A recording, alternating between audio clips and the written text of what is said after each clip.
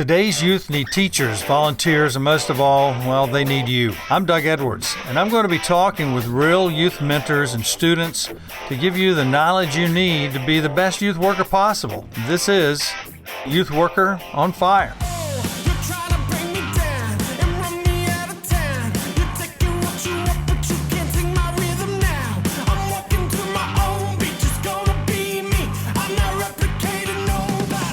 Hey, Youth Worker Nation, this is Doug Edwards with Youth Worker on Fire, and today we have Darryl Perry with us. But to give a little introduction to him, his friend and my friend Kevin Laczko is here. And Kevin is on one of our earlier episodes of Youth Worker on Fire. He talks about his family there. We talk about his Gator days as a football player for the Gators, a walk-on, which is phenomenal. A little bit about health and things like that. So Kevin's here today. Go back and look at that episode because you want to hear what Kevin had to say. And Kevin, thanks for being here and bringing your friend, Darryl Perry. And give us a little bio on Darryl before Darryl starts to speak. Absolutely, Doug, and thanks for having us today. It's exciting to be back in your studio. Yes. Last time we were on location, but That's right. Essentially your studio, and always great to be hanging out with you. I'm excited to share a little bit about Darryl here. He's been an incredible mentor and inspiration to me personally over the years, but in particularly over this last 11 years, just watching this man grow and persevere through some of the most difficult situations anybody can imagine. But to give you a little bit of background, we're sitting in the presence of a wonderful family man. He's on fire for Christ. He has been very active in Fellowship of Christian Athletes, even going back to our playing days as teammates. And at that time, and I think I shared this in our previous get together, I wasn't about it. Fellowship of Christian Athletes just wasn't something I was interested in. It didn't align with the type of lifestyle that I was walking through at that time, and kind of live with that regret. But now, just excited that I'm on the team, and so to speak. We were on the team together back in the day, as they say, Yes. back in the 80s, playing together at the University of Florida. Darryl was a fullback, just a great leader on and off the field, and in particular, like I said, FCA. So we reunited about 12 years ago, and we just happened to see each other at an FCA event. And then from there, we just kept bumping into each other and at various events, alumni functions, and so forth. And each time we said, we need to get together. We need to sit down and have a good time and catch up. And for whatever reason, it didn't happen. But I found out through a mutual friend that, and this is coming up on the 11-year anniversary, that Darryl had a medical incident. And that's really the only way to describe it. In the middle of the night, he had seizure activity, led to his heart stopping. His wife called 911. He was technically, clinically, by all accounts, dead because his heart had stopped 4 times, once for a full 7 minutes. And so his wife, being a prayer warrior, just insisted that God's not taking my husband. And she's a bit of an inspiration too. You can just imagine Absolutely. This woman fighting for her husband's life and insisting that the medical professionals just keep doing their job while she prays. Even in the medical doubts of the medical community, she even faced one that is the lead doctor on Darryl's case while he was in a coma, suggested that she simply unhook all the life support and let him go because he was dead and there was no brain activity. And so she promptly fired him and brought in a new doctor who was willing to ride it out and see it through and trust in her faith. And in doing so, he suggested that, if Darryl comes out of this coma, he's probably not going to be able to walk, not going to talk, not going to know who you are or who he is or anything about his life as he's enjoyed up to that point. But faithful as she was, she continued on, and Darryl really has the best part of the story to share. But just wanted to give everyone a background to that, understand just the magnitude of this miracle that we're talking with today and walking with today and laughing with today and really being able to enjoy life together. So kind of turn it over to Darryl at that point. Darryl, you want to share a little bit about what you were going through then? Very good intro, Kevin. Thank you. Now, what did you think the people would like to know about heaven? Yeah, I think people are just excited the fact that, we hear stories, they're so rare, right? That somebody has actually died, gone to heaven, and then returned and can speak to what it's like to truly walk with God and see what heaven's about, see what it is on the other side. And so, I would bet if, when I was first hearing the story, a lot of things that kind of came to mind is, what were you feeling? What was it like talking to God? Could you see him? If so, what did he look like? And what were your personal desires at that point since you found yourself in that situation? Well, in heaven, there's this ultimate peace there. Everyone's smiling. So just imagine you are in a environment of total peace. That must be wonderful just to feel that. That is the ultimate goal for us on earth, is to be in heaven on that eternal train forever. That's peace, that's joy, that's love. And Darryl, when we were talking before, I thought, okay, well, when you were dead for 7 minutes, that was your experience in heaven, because the few stories that we've heard is usually, one book's called, I think, 9 Minutes in Heaven or something like that. But you said something very different, that you were in a coma for 24 days. Is that right? 21. 21 days. Right. And you were in heaven during that whole time. Is that correct? Yes. What were you able to see on earth, and what were you able to see from heaven that was happening here? Can you tell us a little bit about that? The first thing I would like to say is time on earth and time in heaven is different. In heaven, there is no time on the earth. So therefore, it has been very difficult for me to be back on earth, getting adjusted to being back. And just before I left heaven, I said, well, I made it in. I'm in heaven. And then God, in his sense of humor, would say, well, go back. I say, what? Go back. God said to me, son, it is not about you. It's all about me. I need for you to go back because my people have forgotten my power. Wow. You could see some of the things that are happening. You heard your wife, is that right? Yes. Tell me what you heard that they would not have believed that you could have known because you're in a coma. Well, one night, my wife was very upset. So that night, she left me at the hospital. My spirit now walked her to the car, got in the car, rode home with her in the car. And she went in the restroom crying. So my spirit left her in the restroom, went to the kids' room, and saw them. It was then when I said, okay, God, I'll go back. Wow. And they know about this story now, and they knew that there was no way you could have known those incidences, because your body was in the hospital.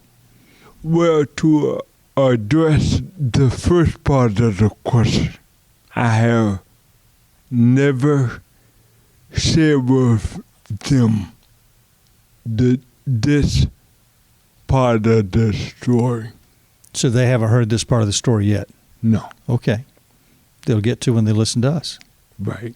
My body is still at the hospital. Mm-hmm. And all the medical people are running around because they were so afraid of Nikki. Your wife. Right. Mm-hmm. So there was one time when I'm laying on the gurney. I was at the first hospital, and they were not doing what they were supposed to do. Mm. Nikki was telling them what they should be doing, and then the nurse said to Nikki, "Are you a doctor?" She said, "No, I am a attorney." That got things Moving. moving real fast. Yes. Yeah, the word lawyer in a medical field makes them jump. Hi. Yes. Absolutely. So describe heaven for us, the peace and everything, but give us some visuals. Was there some visuals that you saw? In heaven, this color is what I would call majestic. Majestic, okay. Now, you know how the sky is blue? It's this color. Very similar. All the colors in heaven are majestic and bright.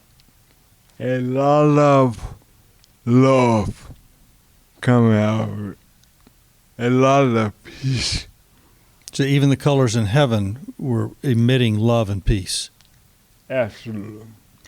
So you get a better understanding why I didn't want to leave. Yes. From other people I've heard, the one thing that they all express is that they didn't want to leave. No. Because why would you want to leave perfect peace, perfect strength? You wouldn't. Right. Because now you know. Right. Tell me about the people that you saw there that had gone before you. Any relatives?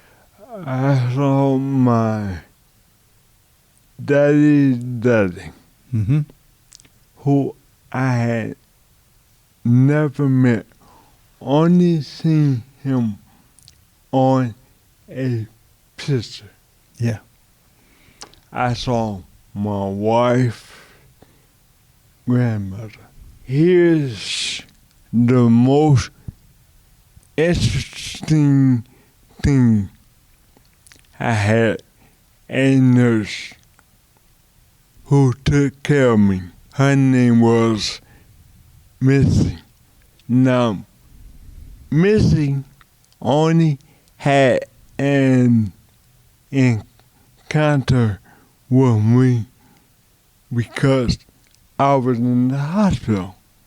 Her mother, who had died some time ago, came to me in spirit and said, "Tell my daughter, Missy, I am okay.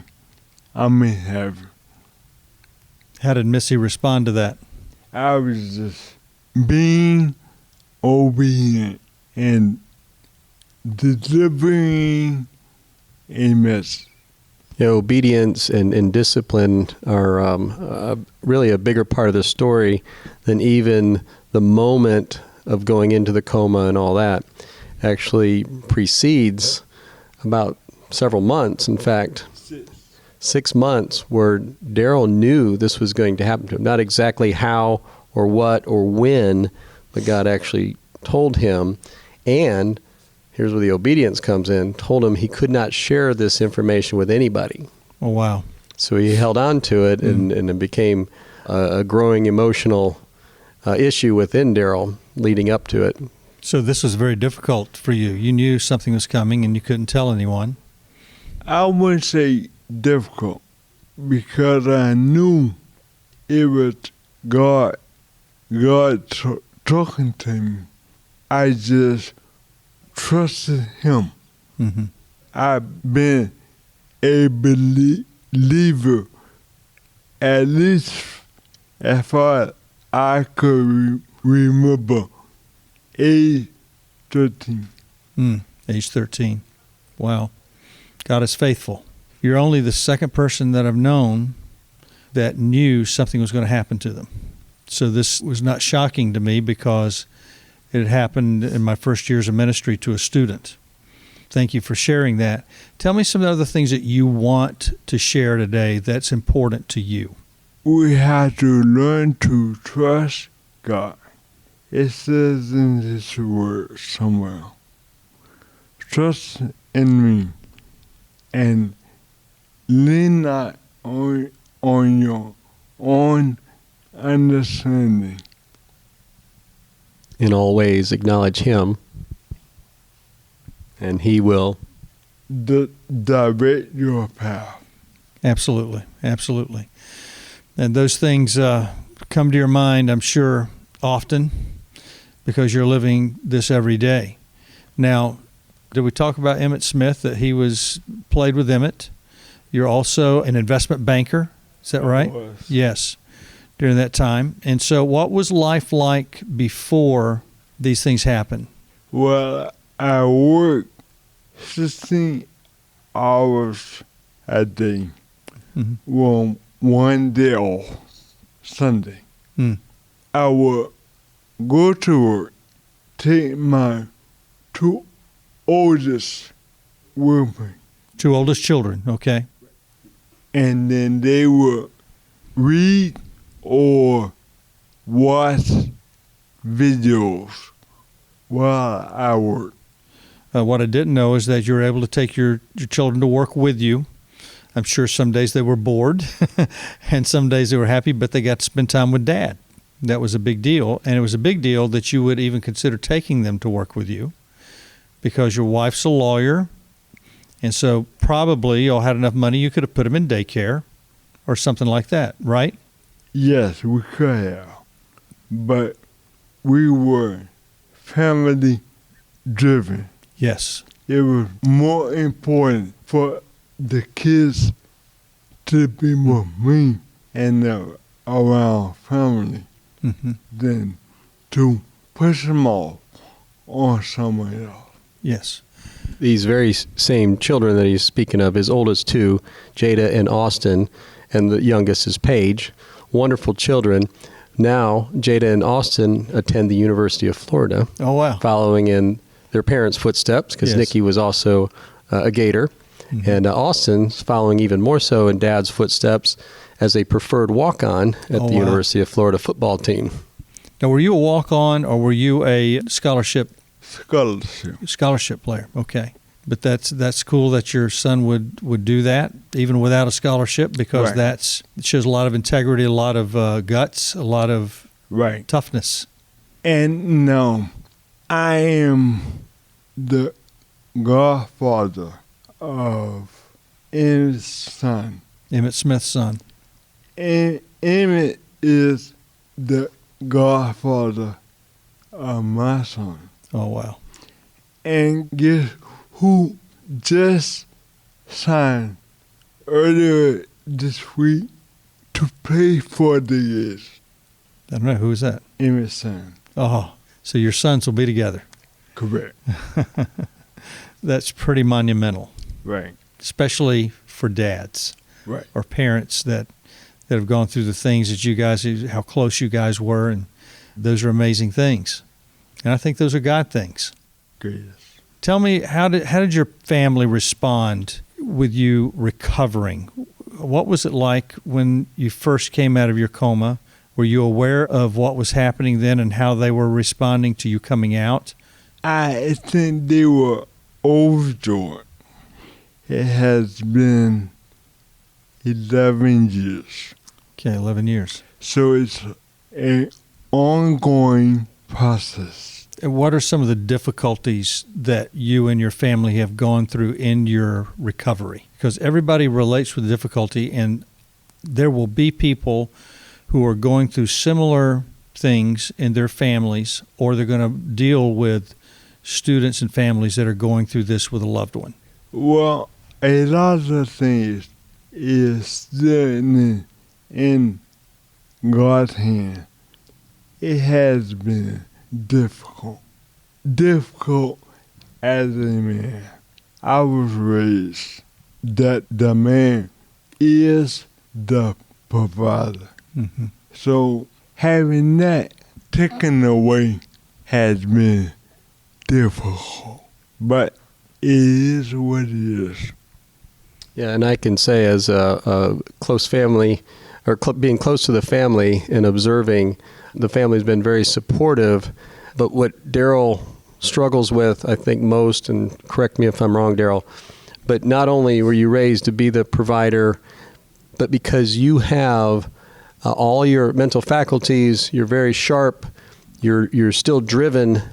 All these ideas are constantly coming to mind about how you can continue to provide, but because of physical limitations, those ideas are hard to pursue. And it becomes more and more challenging, and as you come up with new ideas and different things, trying to pursue them can be frustrating. So watching you persevere through that, knowing that you're human just like everybody else. You've had a divine experience, but you're human like everybody else, and dealing with those struggles, you've really been an inspiration to me as a dad and a husband who also was raised to know to provide for the family. And Kevin, also, Darryl has been training at your facility, Journey. So he's been training there, and there's a story about you'd never been to Journey before, though, right?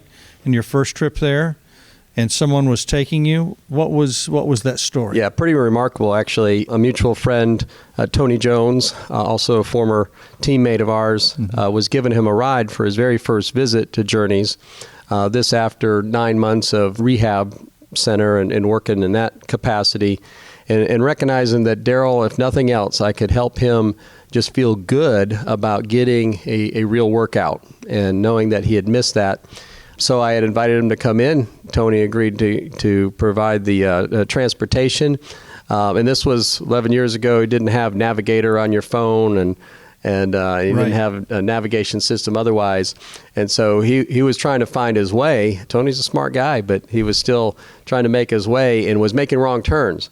Darryl, having never been there, was correcting him and saying, no, you need to go this way, you need to do this, and got him back on path. So neither one of them had ever been there.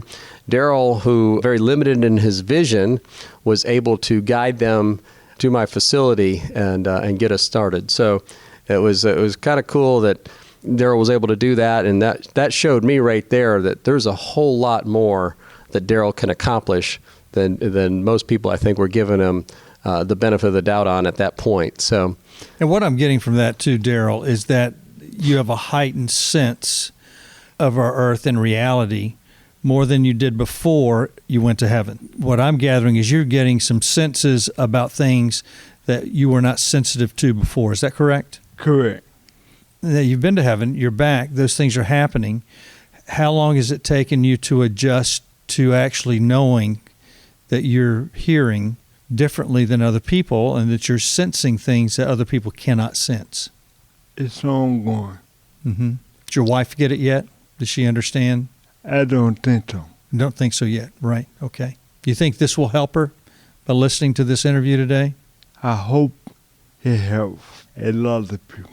Yeah. Not just her. Yes, absolutely.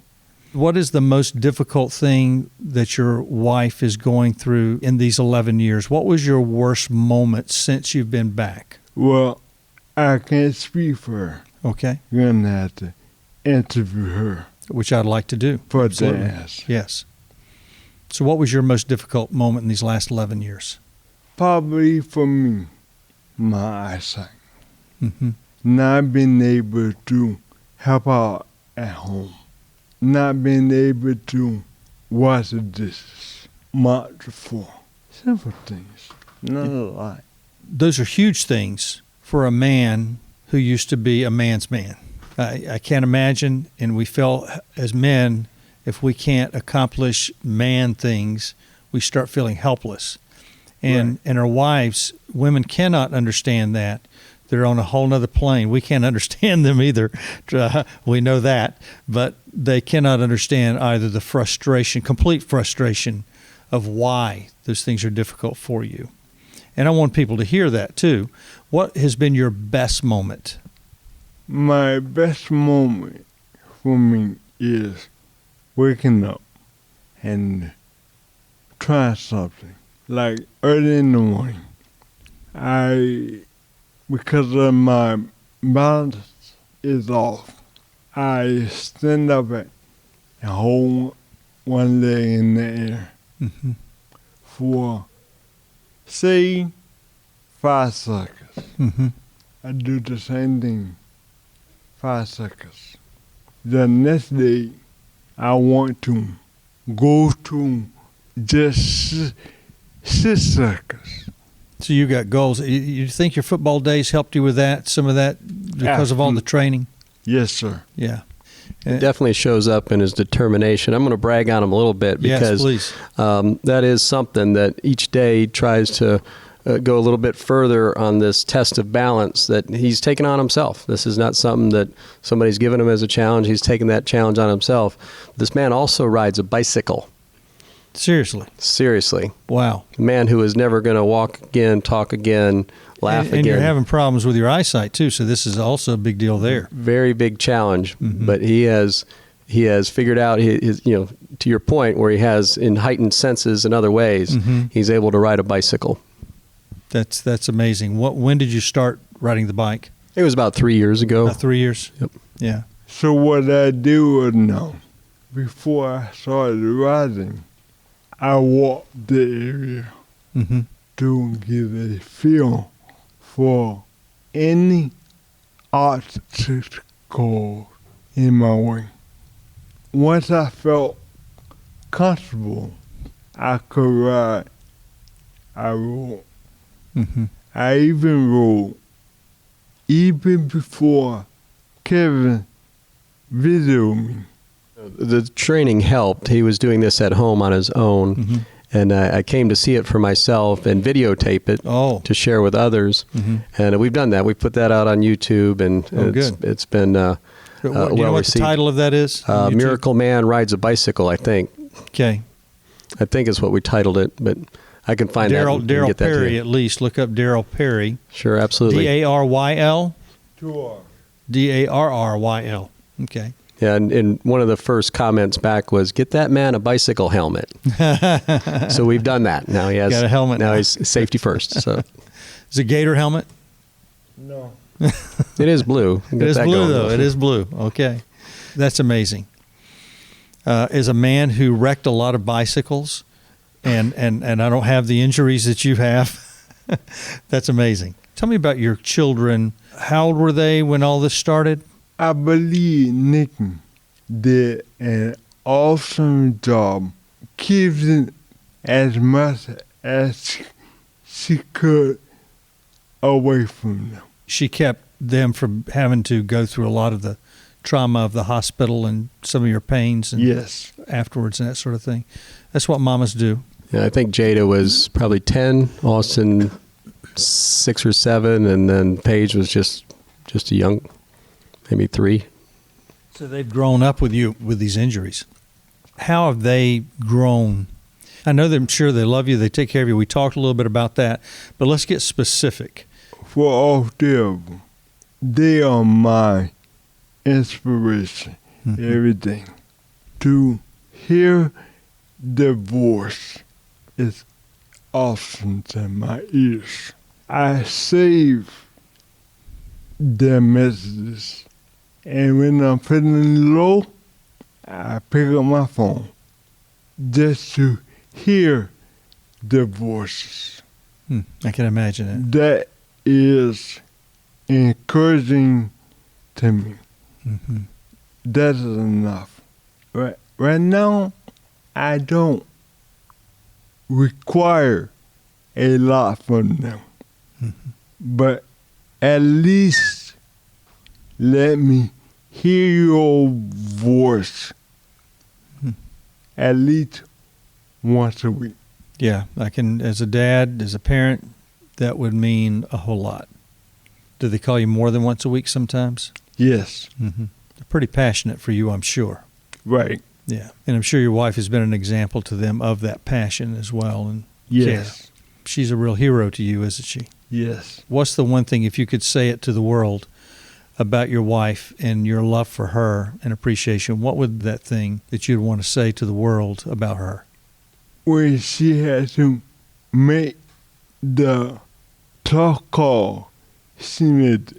Therefore, I will be forever indebted to her for that. Mm-hmm. Because had she not been connected to God, I wouldn't be here. Yes, yeah. Tell me some things that you are wanting to get out and you want to tell people. Well, I'm looking for more opportunities to speak about. Really, I don't have one thing to talk about. But if I had one topic, it would be called Get Back in the Game. Get back in the game. That's what God said to me. Mm-hmm. Son, go back. Mm-hmm. It's not because of you. It's all because of Him. Because of him, yeah. And the last thing I would love to share with your audience, I have proof now. God is a gator. He's a gator. How do you have proof that he's a gator? What color is the sun? It's orange, right? Okay, what color is the sky? Blue. Then There you go. That's enough. Go Gators. That's right. The Gators should have you promoting a lot. They should be having you speak everywhere as a result. Now, you do public speaking, right? You've spoken for FCA, some other places. How can people get in touch with you if they want you to come and speak for one of their events? Darryl, the Miracle Man, Perry.org. Darryl, the miraclemanperry.org, and it's Darryl with 2 R's, Darryl. That's how you can get in touch with him. If you want to have Darryl speak, lots of people need your story, and lots of people are going through silently what you're going through publicly. And this will be an inspiration to them. It'll also help youth workers, teachers, even, and coaches relate with those people who are going through that with relatives. So, Darryl, I'm really thankful for you being here, and Kevin, thankful for you introducing me to Darryl, and I feel I'm in the presence of greatness here. I just really appreciate the time that you've given us to be on Youth Worker on Fire. And so, Youth Worker on Fire, you know how to get in touch with Darryl now. Kevin, how can they get in touch with you, whether it's at Journey or wherever? They might want to come out and work out with you. But how can they get in touch with you? Well, like most people, you can find me on Facebook. Mm-hmm. Kevin Laczko on Facebook, Laczko. Unusual spelling there, but it works for me. Laczko. Ko, yep, that's it. So just find me on Facebook. That's usually the best way to connect with me, and we'd love to help people. Okay, Youth Worker Nation, we are out of here today. Remember, you can find us on social media, and also we're on iHeartRadio. We are on Apple Podcasts, YouTube. Eventually, this will be on YouTube. We're getting on faster for the audio, but slowly we're getting each of our stories on YouTube. So we have a YouTube station. You can watch those. We're going to try to get Darryl's on as quickly as we can. And so, Youth Worker Nation, we're out, and you can always reach us at youthworkeronfire@gmail.com, youthworkeronfire@gmail.com. If you want to text me, it's Doug Edwards, and it's 352-516-6675. Text me there. Don't call me. Text me and let me know who you are, and I will get back with you. All right. We're out of here. Darryl, thanks. Go Gators. Go Gators. You've been listening to the Youth Worker on Fire podcast. If you like what you hear, please subscribe and tell your friends. Also, leave a comment and tell us what you think. Stay tuned for more informative episodes.